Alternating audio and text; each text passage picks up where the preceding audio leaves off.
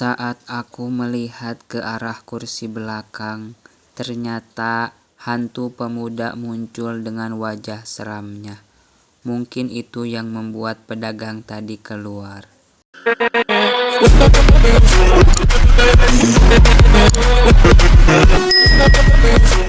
Aku mengerjap-ngerjapkan mata, tersadar bukan lagi di bus melainkan di belakang rumah yang tidak asing bagiku. Ini kan di rumah, gumamku sambil berjalan menuju pintu yang terbuka. Belum sempat aku masuk, seorang menarikku sampai aku terjatuh.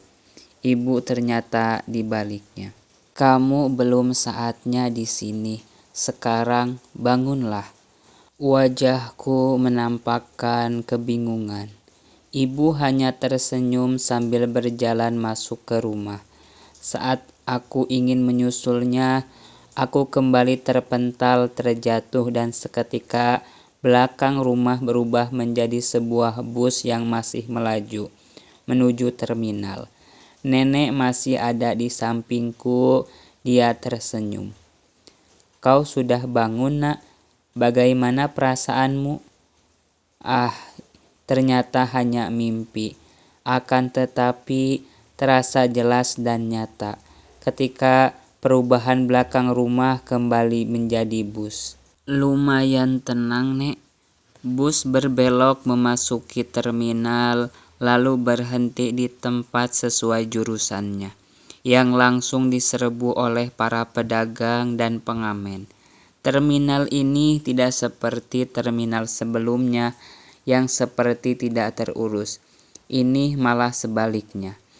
Pertokoan yang berjejer dengan cat warna-warni, angkutan umum dan bus sedang mencari penumpang di tempat yang bertuliskan tujuan. Dan banyak orang hilir mudik membuat perasaanku mulai tenang. Aku sempat berpikir kalau terminal ini sama halnya dengan terminal sebelumnya, yang menyeramkan dan jorok. Tidak tahu makhluk apa yang akan aku lihat di sana. Tapi nyatanya tidak. Di sini aku merasakan di dunia manusia yang sebenarnya. Pintu bus terbuka, mengisyaratkan bus masih kosong, dan mempersilahkan penumpang kalau ada yang mau turun. Benar saja, perempuan berkerudung biru turun di terminal ini. Ia langsung naik angkutan umum berwarna merah yang tidak tahu kemana tujuannya. Jangan tergoda dengan luarnya, kata nenek ketika aku sedang memperhatikan keluar, melihat pertokoan, bus, dan orang-orang. Kenapa memangnya, Nek? Seperti biasa, mataku selalu terhipnotis ketika nenek mulai berbicara. 5 penumpang masuk dan langsung mengisi kursi kosong. 2 perempuan muda dan 3 laki-laki. Aku tidak melihat wajah-wajah yang menyeramkan dari mereka, melainkan wajah cantik 2 perempuan itu yang membuatku meliriknya sampai mereka duduk. Terminal ini dibangun di atas tanah kuburan. Aku bersegera memalingkan wajah dari melihat ke kedua perempuan muda ke wajah nenek. Nenek tahu dari mana? Nenek langsung memanggil salah satu pedagang asongan. Lalu dia bertanya, "Mas, terminal ini awalnya tempat apa ya?" "Setahu saya awalnya tanah kosong, Nek. Tapi ada yang ngomong awalnya kuburan umum," jawabnya dengan nada tenang. Nenek melirikku mengisyaratkan apa yang dia katakan itu benar. "Seram dong, Mas?" Salah satu perempuan paruh baya ikut bertanya. Satunya lagi sedang memilih makanan. Mengambilnya, lantas menyerahkan selembar uang 5.000 ke lelaki itu. "Dahulu banyak orang kesurupan di sini, sampai ada yang gantung diri di pohon nangka itu." Aku mengikuti arah yang ditunjuk olehnya. Pohon nangka yang aku rasa sudah berumur belasan tahun berdiri kokoh di tengah terminal. Daunnya lebat, batangnya besar, dan tidak berbuah. Ketika aku menatapnya, seperti ada yang menggantung di salah satu dahannya. Tubuh manusia. Aku mengucek-ngucek mata, mencoba memfokuskan apa yang aku lihat. Jarak dari bus ke pohon nangka itu hanya sekitar puluhan meter saja. Jadi sangat jelas terlihat. Beberapa orang berjalan di bawahnya.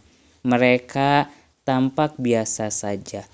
Ini berarti hanya aku yang melihatnya dan orang yang menggantung itu adalah yang sedang diceritakan oleh pedagang. "Nek," bisikku. Seorang perempuan yang meninggal, dia gentayangan. Dan terminal ini sempat ditutup sementara. Untuk menghilangkannya, ketua terminal memanggil orang pintar dan mewarnai setiap bangunan dengan warna berbeda. Sekarang hantu gentayangan itu sudah tidak lagi mengganggu, katanya kemudian sambil menyerahkan kembalian ke ibu dan anak yang duduk di depanku. Namun, beberapa hari lalu, beberapa orang melihatnya. Dia menggantung di pohon nangka.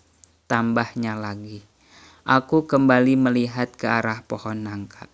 Sudah tidak ada lagi tubuh menggantung. Ketika aku kembali melihat ke arah pedagang, gantungan makanan berganti dengan perempuan berpakaian kaos pendek dengan celana jeans. Lidahnya keluar, wajahnya membiru.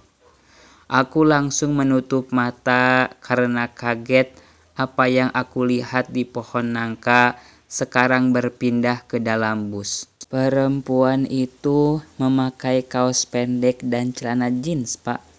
tanyaku. "Betul, Mas. Kok tahu?" Dia balik bertanya dengan wajah bingung. "Sebenarnya dia ada di sini, Pak. Menggantung di dagangan," jawabku. "Yang betul?" Sepertinya pedagang itu mulai ketakutan sama halnya denganku. Sedangkan nenek dan kedua perempuan paruh baya hanya diam saja. Tidak ikut berkomentar ataupun bertanya. Satu orang kembali naik.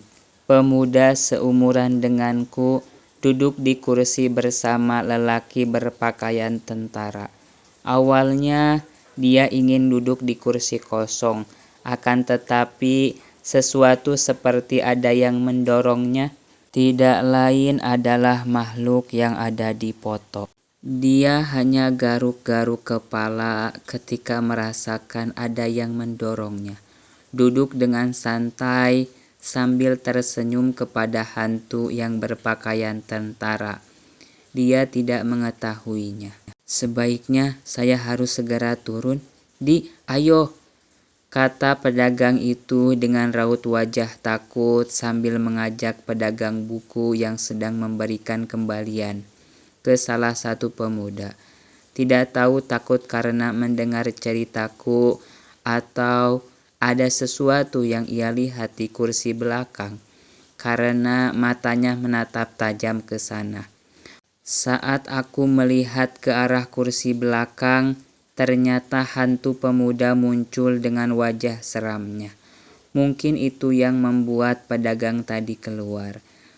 "Bus itu ada hantunya," terdengar olehku pedagang itu berbicara dengan temannya, yang langsung disahut oleh beberapa sopir yang sedang duduk. "Mana ada hantu di siang bolong. Hantu perempuan itu kan sudah dipindahkan," kata lelaki yang sedang duduk. "Ngaco kamu, saya tidak melihatnya kok," timpal temannya. Pedagang makanan ringan menoleh ke arah bus, lantas bersegera berlari. Tidak tahu apa yang dilihatnya. Aku masih penasaran dengan perempuan yang meninggal di pohon nangka itu. Siapa dia dan kenapa dia memutuskan mengakhiri hidupnya seperti itu. Perempuan itu meninggal tidak seperti yang diceritakan orang tadi, ucap nenek. Ada orang lain yang harus bertanggung jawab atas kematiannya. Nenek kok tahu? Aku tahu karena waktu kejadian itu aku berada di sini, mau pulang ke Sukabumi. Banyak sekali polisi dan wartawan, tapi sayangnya pelaku tidak ditemukan karena kurangnya bukti dan alat yang tidak secanggih sekarang. Tahun berapa itu, Nek? Aku lupa. Dia membalaskan dendamnya pada sopir dengan membuatnya kecelakaan. Dia masih berkeliaran di terminal dan beberapa orang pasti melihatnya. Tapi dia tidak jahat. Aku hanya mengangguk sambil berharap bus kembali cepat melaju karena aku sudah tidak sabar untuk sampai rumah. Terus, Nek, siapa yang dipindahin? Mau dipindahkan kemanapun, dia pasti balik lagi. Karena inilah tempat dia, seperti tempat tinggalnya. Dan selalu kau ingat kalau yang dilihat oleh orang-orang itu bukanlah perempuan yang sudah meninggal, melainkan jin yang menyerupainya. Aku kembali mengangguk. Manusia meninggal ada tempatnya sendiri, tempat yang berbeda dengan manusia dan tidak akan kembali lagi atau gentayangan.